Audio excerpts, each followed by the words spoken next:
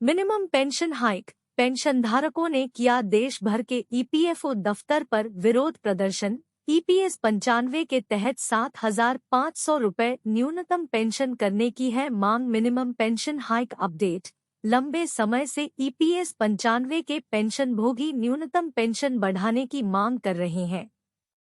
Pension scheme, कर्मचारी pension योजना 1995 EPS 95 के तहत पेंशन पाने वाले रिटायर्ड कर्मचारियों ने शुक्रवार 12 जनवरी 2024 को कर्मचारी भविष्य निधि संगठन ईपीएफओ के देश भर में 110 कार्यालयों के बाहर विरोध प्रदर्शन किया है। इन पेंशनभोगी ने ईपीएफओ से महंगाई भत्ते के साथ कम से कम 7,500 रुपये की मासिक पेंशन देने की मांग को लेकर प्रदर्शन किया है। मौजूदा समय में ईपीएस 95 योजना के तहत न्यूनतम मासिक पेंशन 1,000 रुपये है।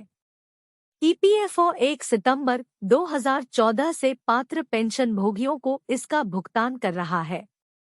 ईपीएस 95 योजना का संचालन कर्मचारी भविष्य निधि संगठन ईपीएफओ करता है।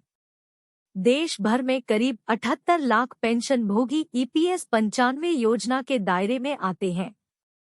न्यूनतम मासिक बढ़ाने की मांग को लेकर ईपीएस 95 राष्ट्रीय आंदोलन समिति के तत्वावधान में पेंशनभोगियों ने देश भर में 110 ईपीएफओ कार्यालयों पर विरोध प्रदर्शन किया है। उन्होंने न्यूनतम पेंशन बढ़ाने के बारे में श्रम मंत्रालय और ईपीएफओ की उदासीनता के विरोध में केंद्रीय श्रम मंत्री को ज्ञापन भी सौंपा है।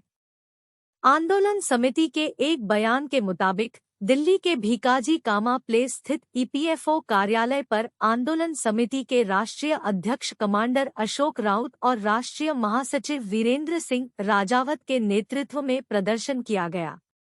अशोक राउत ने कहा कि पिछले 6 वर्षों से पेंशनभोगी न्यूनतम पेंशन को बढ़ाकर 7,500 रुपये प्रति माह करने और महंगाई भत्ता देने, पेंशनभोगी और उसके पति या पत्नी के लिए मुफ्त चिकित्सा सुविधाओं की मांग को लेकर विरोध प्रदर्शन कर रहे हैं। बयान में आरोप लगाया गया कि श्रम मंत्री इस संबंध में बार बार आश्वासन दे रहे हैं और प्रधानमंत्री भी 2 बार आश्वासन दे चुके हैं, लेकिन अभी तक कोई घोषणा नहीं की गई है। श्रम मंत्री के बार बार आश्वासन देने के बाद भी ईपीएफओ इसे लेकर संजीदा नहीं है। बयान के मुताबिक हाल ही में श्रम मंत्री का आश्वासन मिलने पर जंतर मंतर पर अनशन रोक दिया गया था, लेकिन अब पेंशनभोगियों के सब्र का बांध अब टूट रहा है।